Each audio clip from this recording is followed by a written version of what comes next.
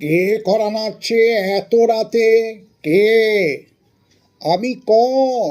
তার মানে আমি ব্যঞ্জন বর্ণের ক। আমি তোমাকে বলতে এসেছি আমি করতে চাই নানা রকমের কাণ্ড কারখানা। আমার সঙ্গে খ এসেছে। বল তুই কি করতে চাস? খণ্ড খণ্ড, খান খান, খাবলা খাবলি। আমার দাদা ক, সে করবে কাটাকাটি। ঘ, বলো তুমি কি করতে চাও? সব ঘুরিয়ে দিতে চাই, ঘেট পাকিয়ে গোল খাইয়ে দিতে চাই। ও, তোমার কি কাজ? আমার চেহারাই আমার কাজ, সব পেঁচিয়ে দিতে চাই। গ কোথায় গেল? দেখছি না কেন? আমি বাইরে চেয়ারে বসে আছি গেঁড়ে। বাইরে কেন? আমি গড়তে চাই, তাই কোথাও আমার স্থান নেই। তা এলে কেন? ওই বর্ণমালার টানে। যেমন একটা মাথা এলে একটা নাক, দুটো কান, দুটো চোখ আসবেই আসবে। অন্ধকারে কে ওখানে খস খস করছে? আমি চ। তা ভাই, তোমার কি কাজ? আমি চূর্ণ করব।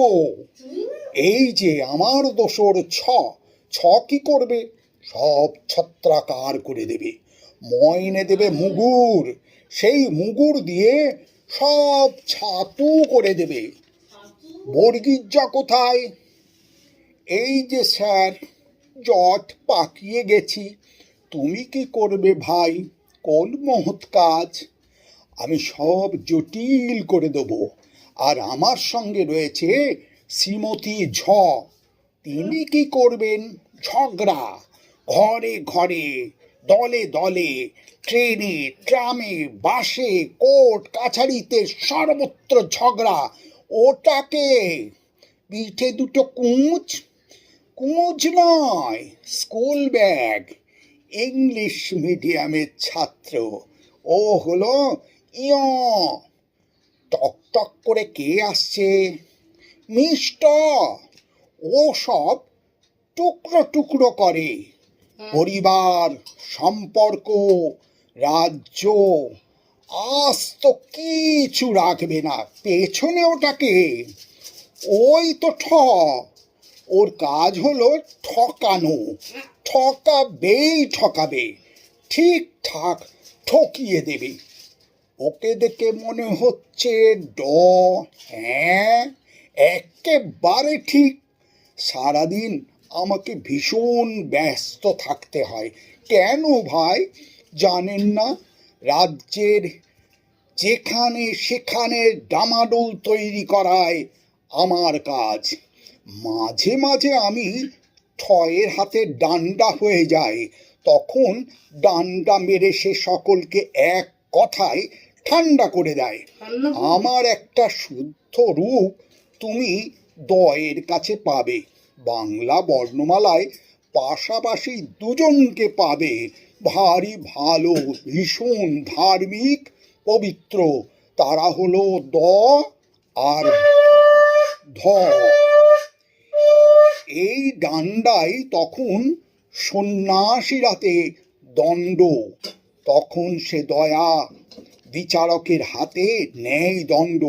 দত দান করেই ফতুর, দয়া দান, তারপর দিন দরিদ্র। তবে দুটো দ একসঙ্গে এলেই আমার হাত শক্ত। শুনবে কিরকম? দলাদলি।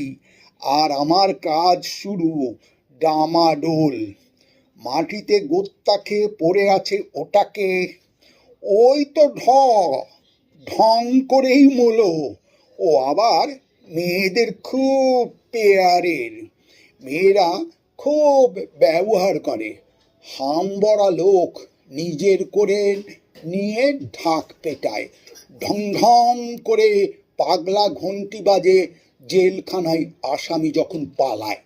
তবে জানি না ও কোন পুণ্য ফলে মন্দিরে গির্জায় ঘন্টার মধ্যে ঢুকে বসে আছে।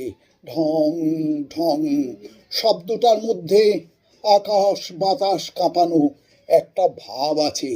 ও আবার মহাকালের শব্দ ঘড়ির দোলকে দোল খায়, আর ঢং ঢং শব্দে মনে করিয়ে দেয় ফুরোচ্ছ, তুমি ফুরিয়ে যাচ্ছ।